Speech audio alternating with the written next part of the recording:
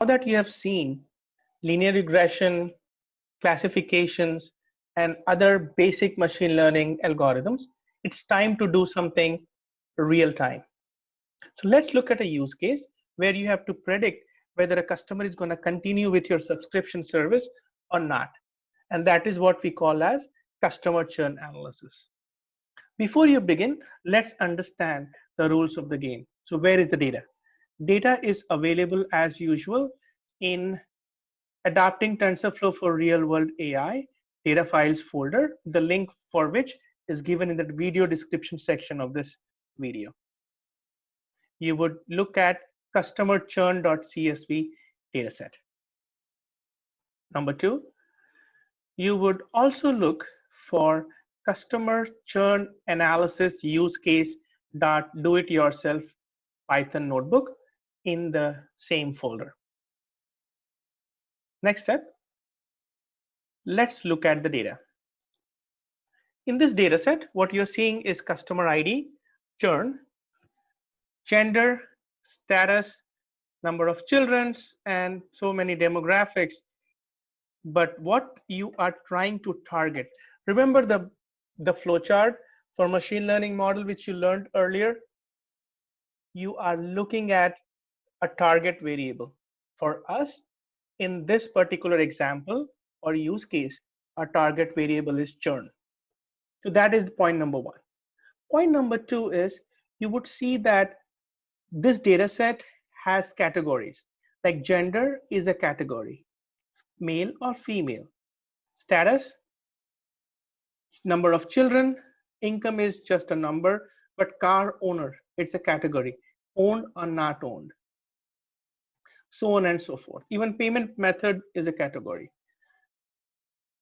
Number three is we are going to use the decision tree classifier for this particular example. So let's get started.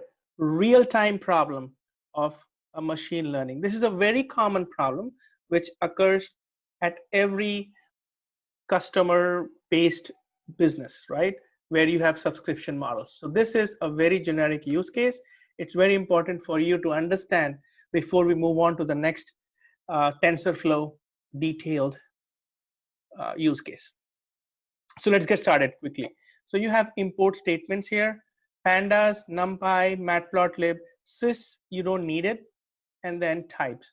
Types you would need it for data frame. So let's talk about it. I imported this. Make a copy of this Python notebook using the file over here. Next, you're setting up your Google Drive. You have done that earlier. Drive should already be mounted. If not, you can remount it. Next is enter the data set. I am using customer churn.csv. Just for making sure the video is very precise, I am not doing EDA, which is exploratory data analytics, which I have done in the previous sets. I'm expecting you to look at the data and create some pivot tables, some graphs in the spreadsheet or the Google Sheets itself.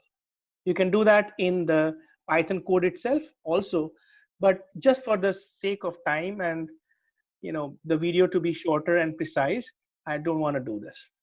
So I'm just reading this in the data frame as data set using pd.read. You would need to copy this data set in your drive, Google Drive, and then give this path. This is dataset.head, and you would see that the data has been loaded in the data frame. Looking at dataset.d types, you would see that churn is considered to be an object, gender object, but all the other columns are float64 and objects. So whatever you are seeing objects here, like churn, status, car owner, all these objects, I'm going to convert it into category. The reason I want to convert into category so that I can start creating a decision tree. So here I'm going to use dataset.churn, gender, status, car owner, payment method, local big type, and local long distance build type as dot as type category. Let's run this, and dataset.info would give you, see that the data type is now a category. So we need a categorical variable because the model we are looking at is classification model, because you are trying to classify the churn, whether the customer is going to stay with you, true, the customer is not going to stay with your subscription, false. That is what the data was. So true means the customer is going to stay with you, false means the customer is not going to stay with you. Next, let's create category codes. Now, when you go to the next set of videos, which is TensorFlow, what you would understand is for all machine learning algorithms, you would need numerical values. Please understand that the churn is not a numerical value. It's a true and false, correct? Please remember that you would need all the machine learning values to be numericals. Otherwise, the machine learning will not work. Remember, at the end of it, it's a mathematical equation. This is also important for all the future videos where you are going to talk about, when we are going to talk about the TensorFlow models. There also we would need all the values or all the columns to be numerical. At this point in time, the gender, churn, status, car owner, all these columns are not numerical. So look at that. They are true, false, gender, status, even the payment method, local bill type. These are not numerical values. Therefore, machine learning model cannot process it. So that is where, coming back, sorry for the scroll, you would need to create codes. So I created cat columns, dataset.select underscore d types, category dot columns. That means pull all the columns where data types is category. Very interesting, right? Using the data set, the data frame, you're selecting all the data types where it's category. And then using the cat columns over here, you are applying a lambda function. Lambda function meaning a one-liner function. Use cat dot codes. That means all the categorical columns, convert them into codes. And how did it convert? Look at that. It converted churn. 1 means it's going to stay with you. 0 means the customer is not going to stay with you. Gender, 0, 1, status, children, so on and so forth. Let's run it. So this step is converting categorical values into numerical. Next step, split the data set. As what we have done earlier, you would like to split the data set in order of train and test. Using the sklearn model selection, which we used in the previous set of videos as well. And test size is 0.25. That means I'm doing a split of 75-25. Running this, it's split. Now, scaling. Look at these numbers. Churn is in the range of 1 and 0. So is the gender. Status is 1 and 2, 1 and 2. Children is also 1 and 2, but estimated income is 38,000. Now, when you are predicting churn, which is going to be our target variable, and all these are our feature variables, predictors, estimated income, which is in the range of thousands, is going to overweigh a value which is zeros and ones, or even the age. And therefore, in order to ensure that all the features have an equivalent weight, I'm going to do a standard scaling.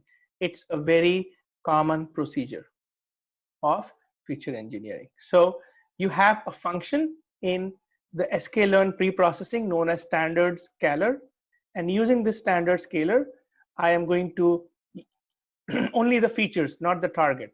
So I'm going to scale xtrain for the training purpose set, and xtest, which is my test data set. Running this, the scaling is done. Next, In the sklearn.tree itself, you have a decision tree classifier. Look at the word. Decision tree is the name of the model.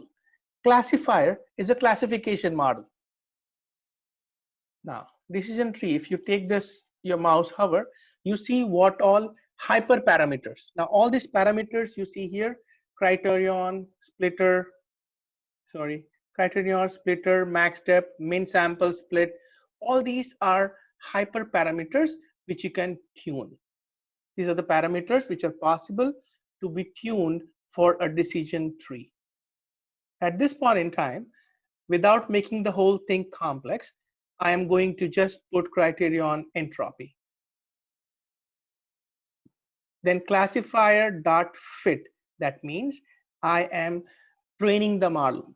Remember in the previous set of videos where we did KNN and linear regression, we used a very similar concept. I created a variable y underscore pred as we did in the previous KNN model as well to predict using X test. So this is your training and this is your prediction. Just let's run it. The name of the model is classifier. Next, let's create a confusion matrix. Please recall that confusion matrix is a matrix which tells you true positive, true negatives, false positive, false negative. If you have questions, look at the explanation on confusion matrix in the video description section below. So running this is the confusion matrix which was arrived.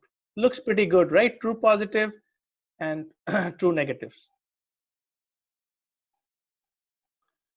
Next, we run it over here to do precision, recall, and accuracy. Recall, the precision, recall, and accuracy. Please remember that precision, recall, and accuracy are those metrics which tells you how good or bad your model is.